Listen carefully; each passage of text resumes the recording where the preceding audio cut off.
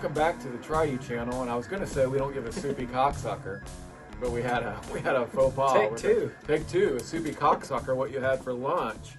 We don't give a buttery rim job, what you had for dinner. If you like buttery rim jobs or soupy cocksuckers, like and subscribe.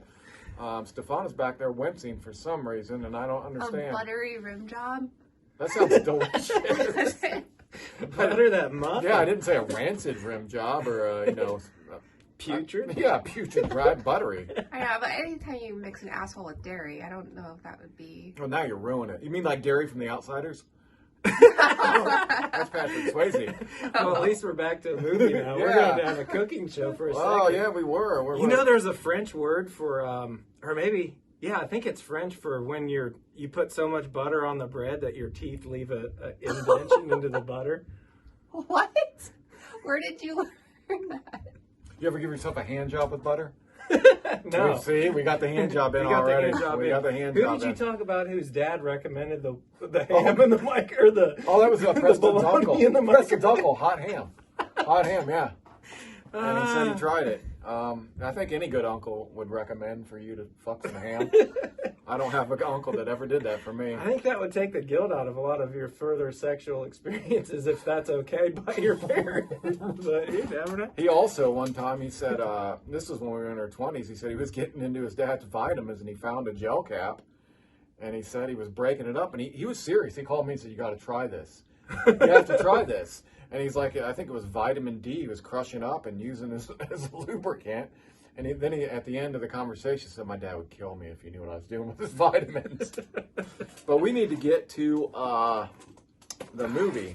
Yes. So we will talk today about a film I just watched. And a new segment we're going to call Watch This, Watch List. This one's on Netflix.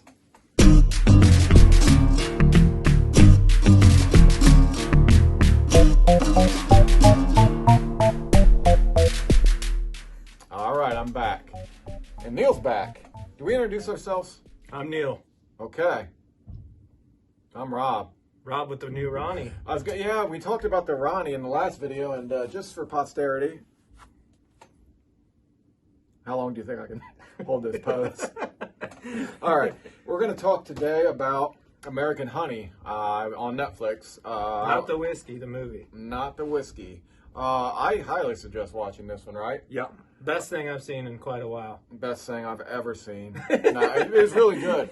Really good film. Now, my initial reactions, I don't have any notes. I didn't do a lot of prep because I was busy with my Ronnie.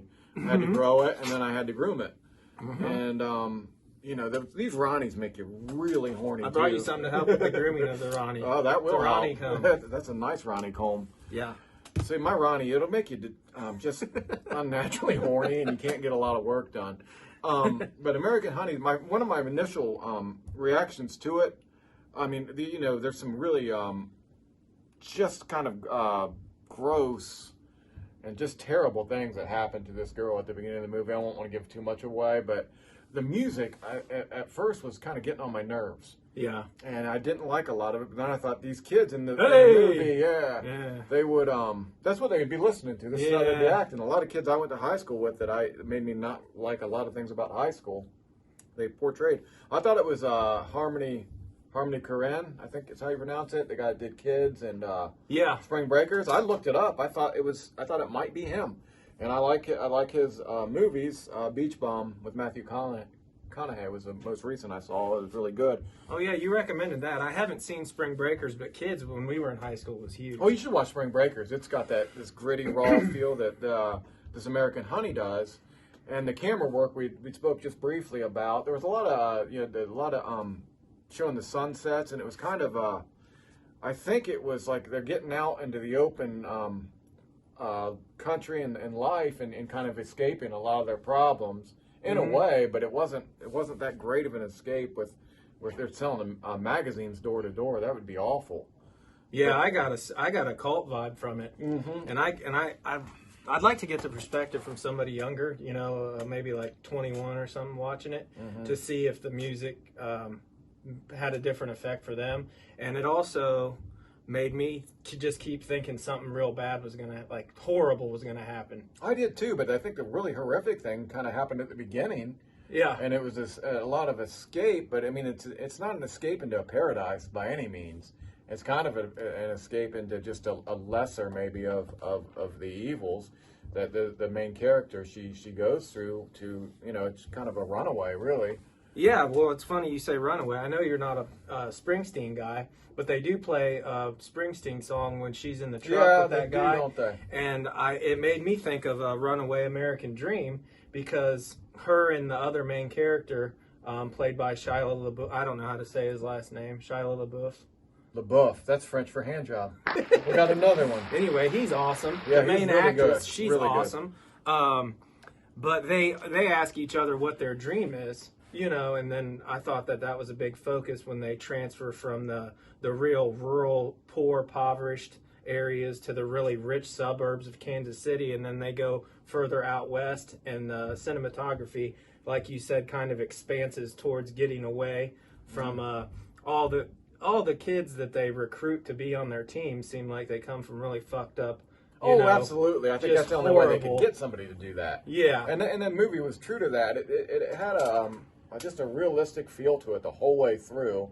There wasn't anything like outlandish or unbelievable, but it was entertaining the whole way, and it's long, 2 hour and 43-minute runtime. Mm-hmm. I had to shit 7 times during the film, so I had to keep pausing it. But it's a film that long can get boring. You know, I would have liked it not to have been so long if it wasn't for how good the shots were, just stunning. Oh yeah, they were unique, and I mean just I don't know what kind of filters she'd use for different stuff, but it was cool as shit, man. Bucky might know that.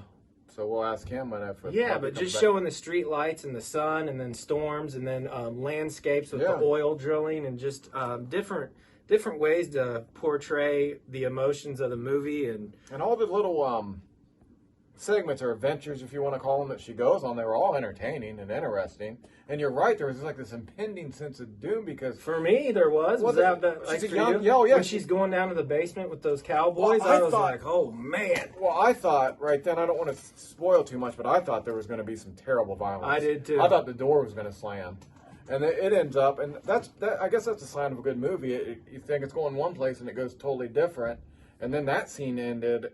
I wasn't expecting what happened there, but I was never bored. Even when I was taking a shit, I wasn't bored. I skipped wiping to get back to the film. So, I forgot to mention, I was going to ask you right off the beginning when we started, did you recommend this because of the hand job in the movie?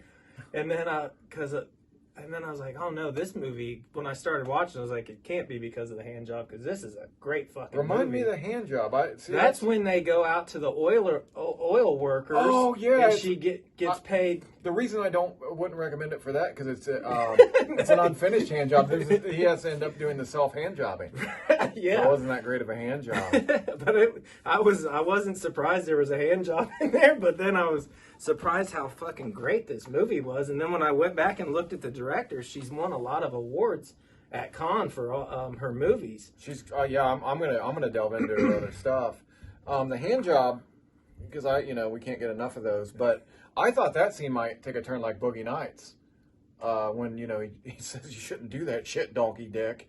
I thought it was going to be a trap for her. She puts herself in a lot of situations where you think, oh my gosh, and that's a sign of a good movie too. I think is when you care about the character. She's fearless. Yeah, and you didn't want it, but I didn't want anything bad to happen, even though she's putting herself in these situations because she's coming from nothing. And they show the movie from her perspective, I mostly, think. yeah. And there's really close-ups, on her face, and then no other characters are really shot that way. And it's almost showing, from her point of view, everything. And yeah, I did. The way it started, before she goes on the journey, because she's in that fucked up situation at the beginning, it makes you start rooting for her to get out and to make it. And it's a pretty raw and pretty accurate, I think, portrayal of poverty. Mm-hmm. Neither one of us grew up in a rich town, and they show some. I think Grand Rapids, maybe the outskirts of Grand Rapids, they show where those kids are, just kind of by themselves, and their mom's laid out on the couch after smoking crack, it looked like.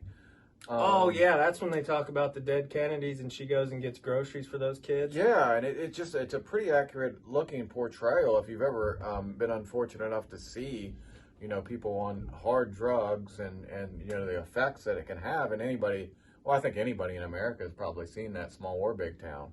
I think the viewers are going to be surprised that we didn't come from an elitist, wealthy family. Yeah, shocking. Yeah. But it does do the juxtaposition between the problems of the wealthy people and the problems of the poor people, and then just how if you can't rely on family when you're young, you make your own family to rely on, and that's what they did.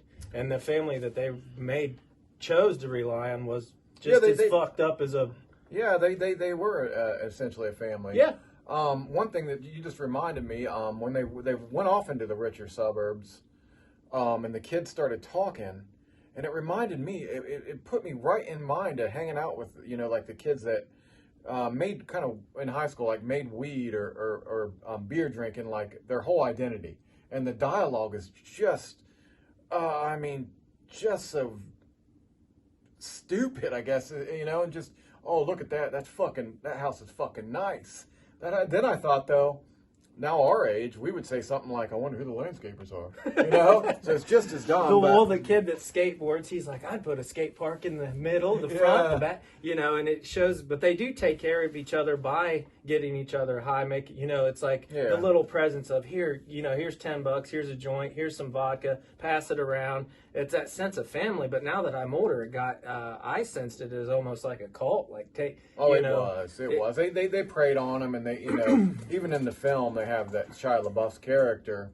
He preys on those girls, and it's a controlling, got a weird ponytail. Yeah, they never almost like a mention Jedi Knight, and then he's dancing around, but he's great. The cast was good. I forgot. I loved it. For Stefan, fun fact: fast dancing's stupid. Slam dance. Yeah, any kind of fast dancing, especially if the guy's involved, it's really stupid. In Walmart. Yeah, fast dancing in Walmart. Well, yeah.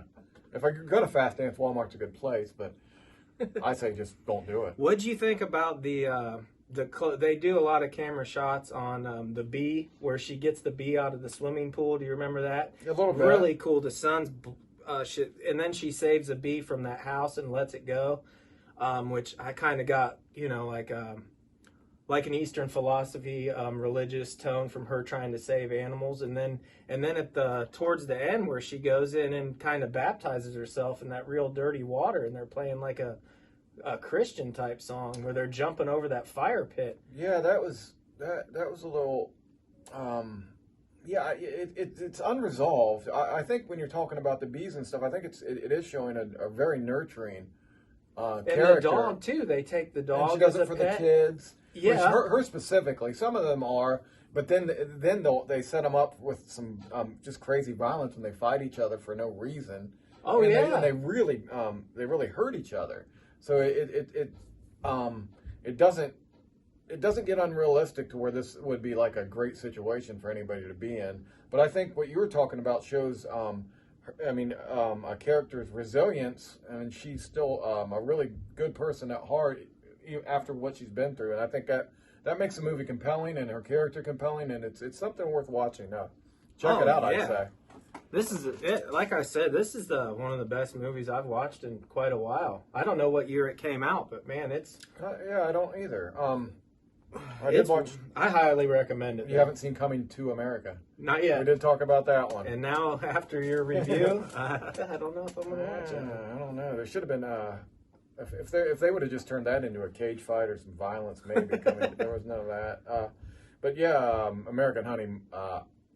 one of the best films I've seen in a little while too. That I haven't rewatched. I heard a blues song right after watching that, and the singer said "exiled at home and a stranger on the road," and I thought, wow, that really sums up a lot of that movie. Because that song could have fit in there, right? Yeah, they didn't. Those kids, they didn't have a shot with their own family, so they made They could have done a great job with the soundtrack, with the themes and stuff. But I think she went true to what these kids would be listening to and how they would act, that generation. And it does. It pisses me off. Yeah, it's just it's nothing I want to listen to, but it fit. I have to give, you have to give credit when it's deserved. I hope our camera person can edit that off of the video. When you keep saying hey? I don't want that Do it to again. be my daughter's. I'm never gonna.